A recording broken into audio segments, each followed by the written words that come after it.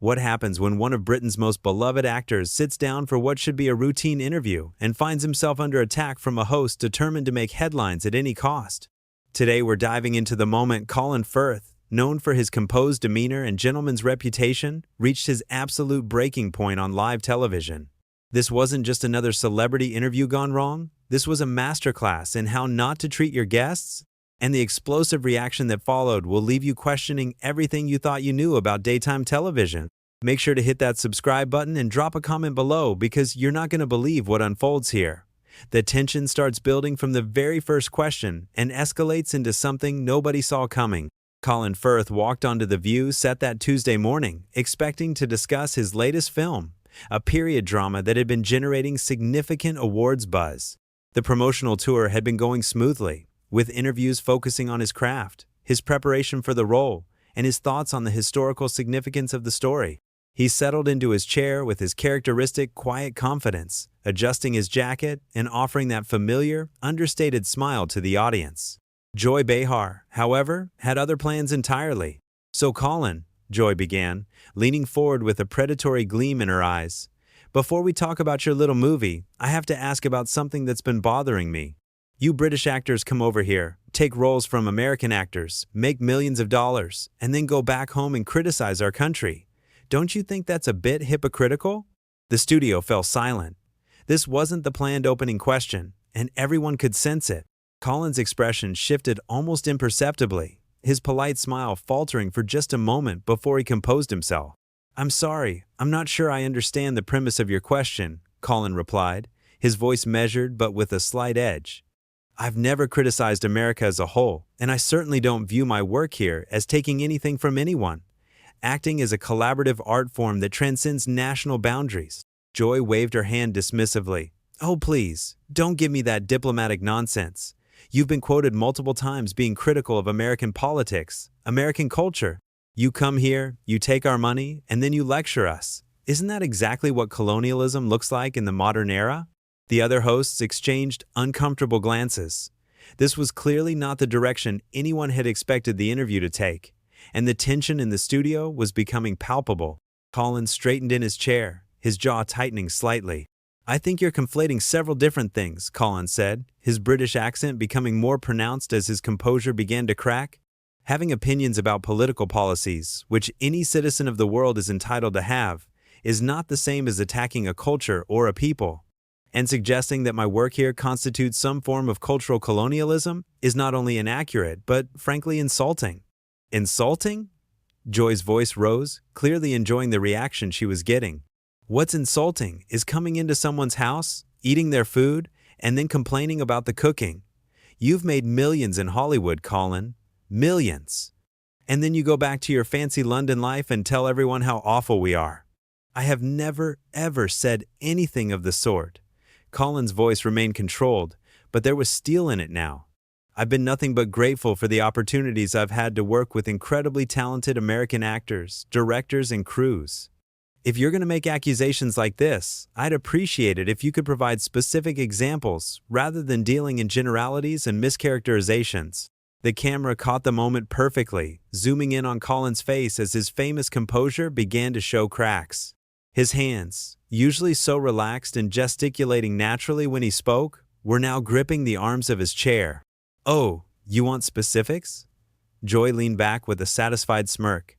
"How about that interview you gave to The Guardian, where you called American political discourse increasingly primitive? Or when you said our healthcare system was morally bankrupt? Ring any bells?" Colin's face flushed slightly, but his voice remained steady.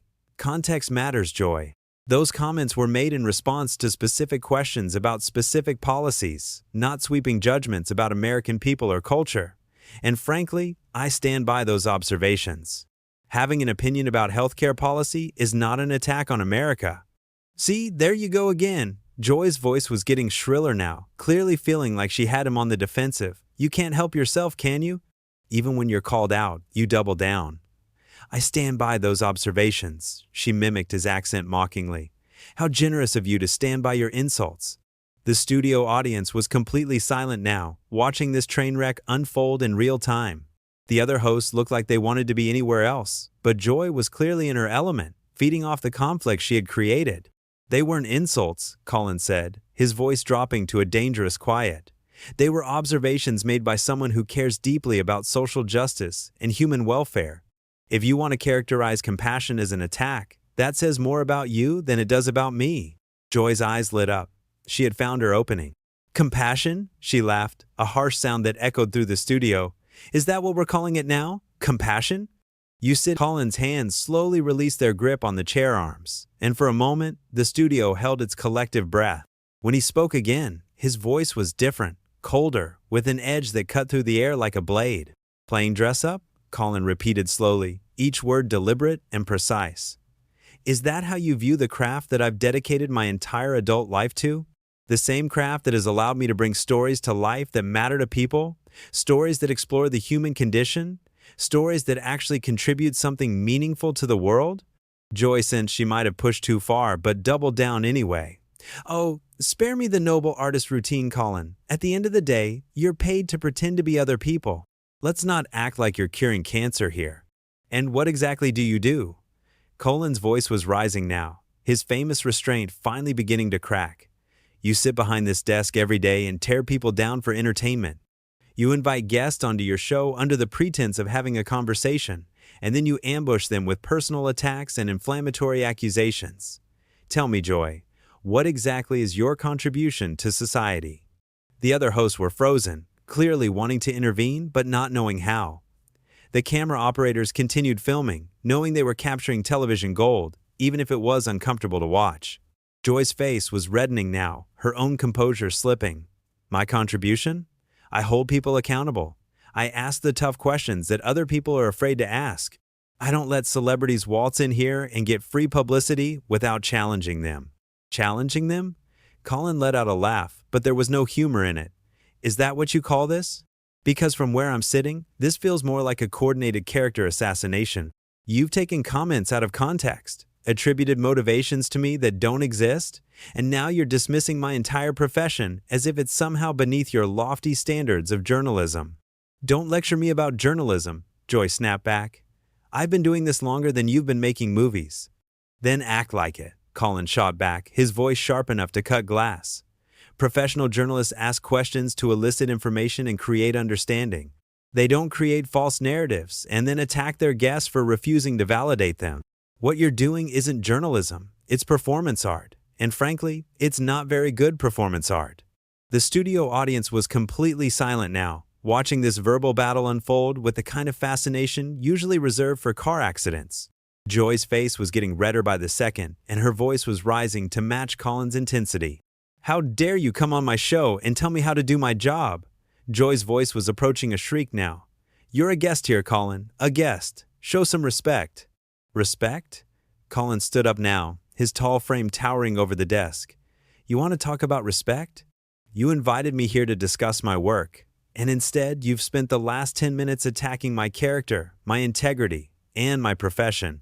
You've shown me no respect from the moment I sat down, so don't you dare lecture me about respect now. One of the other hosts, clearly desperate to defuse the situation, tried to jump in. Maybe we should take a commercial break and… No, Joy cut her off sharply, her eyes never leaving Colin's. We're not taking a break.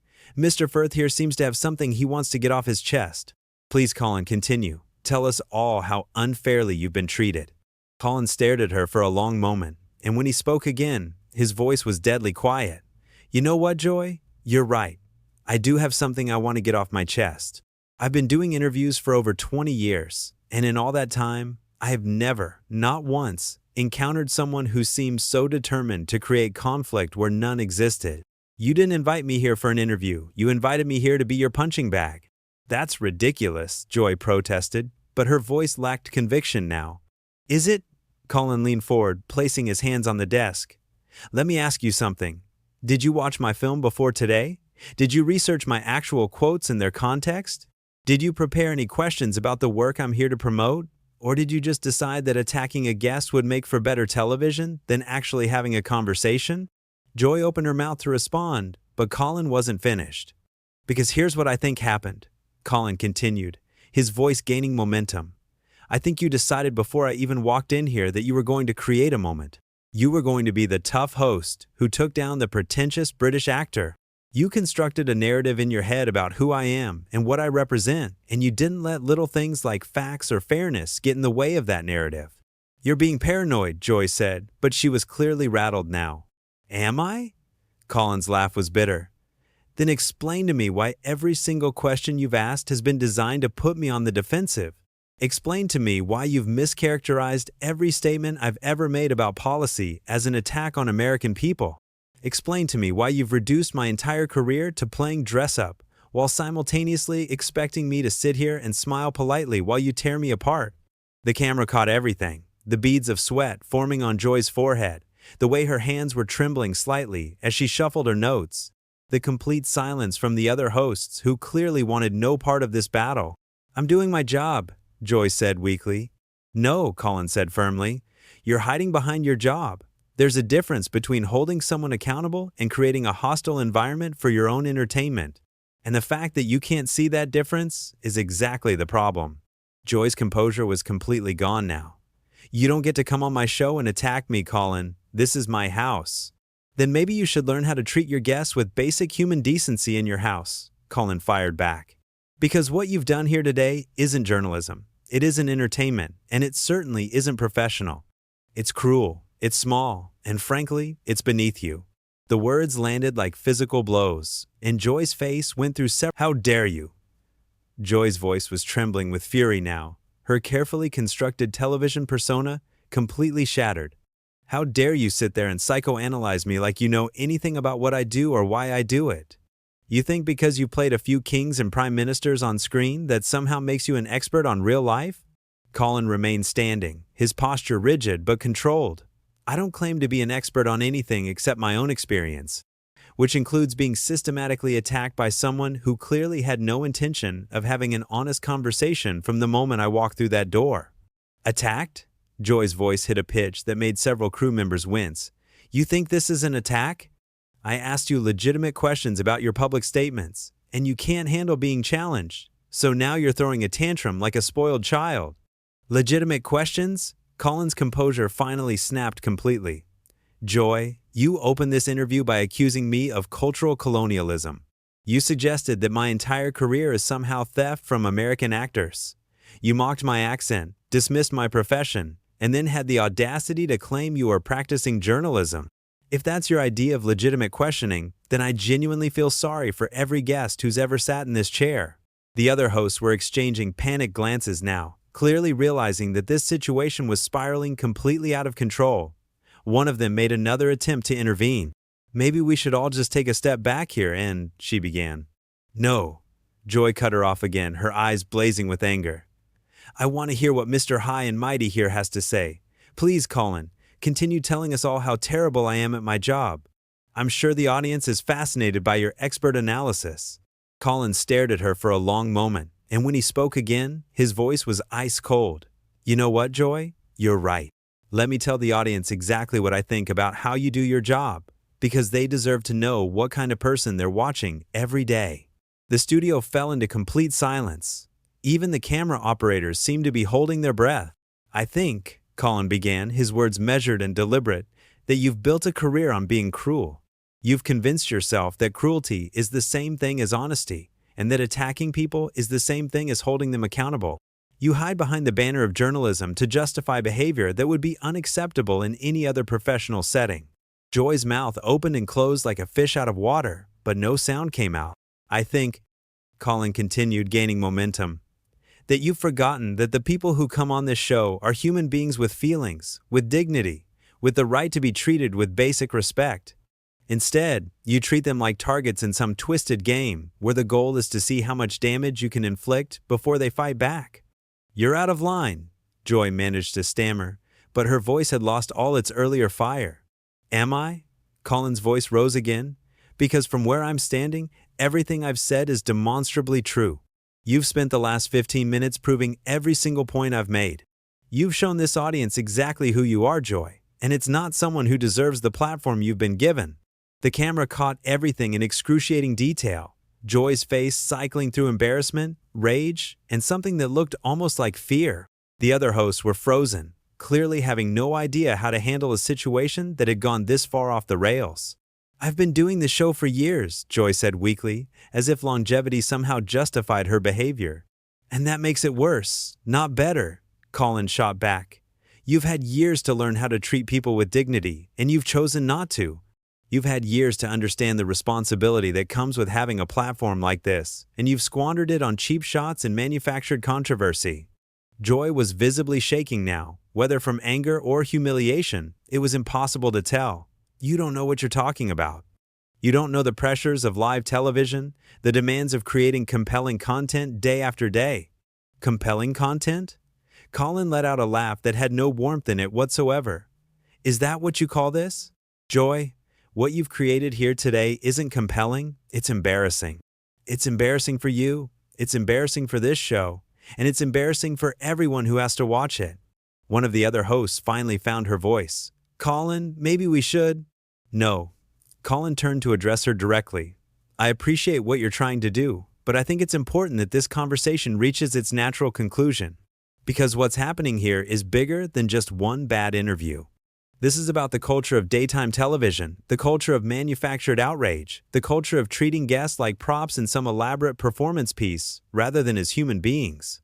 He turned back to Joy, who was now slumped in her chair, looking smaller than she had at the beginning of the interview.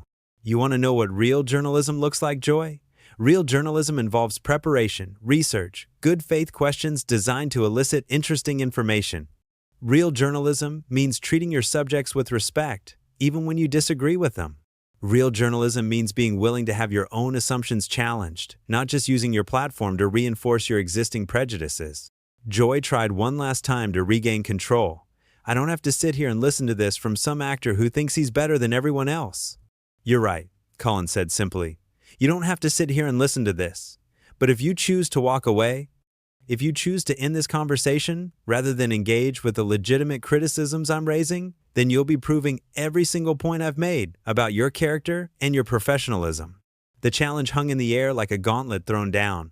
Joy looked around the studio, at her co-hosts, at the crew, at the cameras, clearly realizing that she was trapped.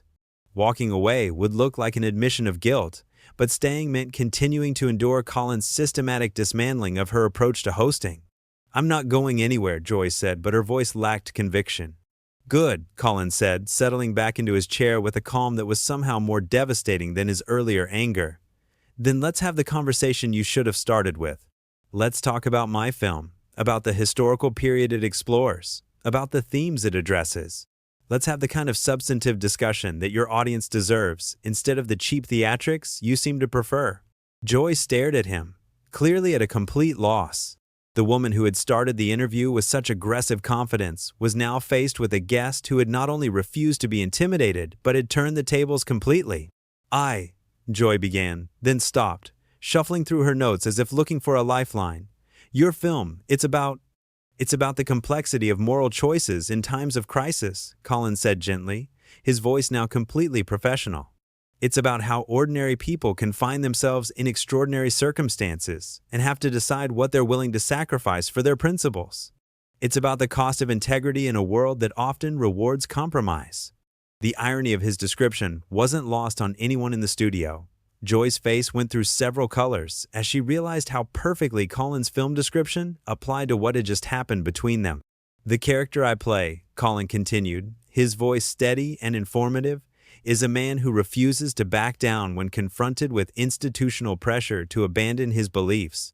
He's willing to pay the personal cost of standing up for what he knows is right, even when it would be easier to just go along with the system. Another loaded silence filled the studio. Joy opened her mouth several times but seemed unable to form words. It's a timely story, Colin added, looking directly at Joy, about the importance of maintaining your integrity even when you're being pressured to compromise it. About the difference between real courage and the illusion of toughness, about understanding that having power comes with responsibility. Joy finally found her voice, though it was barely above a whisper. It sounds very interesting. It is, Colin said simply. I hope people will go see it and draw their own conclusions about its relevance to our current moment. The interview limped to its conclusion with a few more perfunctory questions about Colin's preparation for the role and his thoughts on the historical period. But everyone in the studio knew that the real drama had already played out and that what they had witnessed was something unprecedented in daytime television history. As the show went to commercial break, Colin stood up, straightened his jacket, and walked off the set without another word. Joy remained. What did you think of Colin Firth's response to Joy Behar's aggressive questioning? Did he go too far, or was his reaction completely justified? Drop your thoughts in the comments below, and make sure to subscribe for more incredible moments from live television that you won't believe actually happened.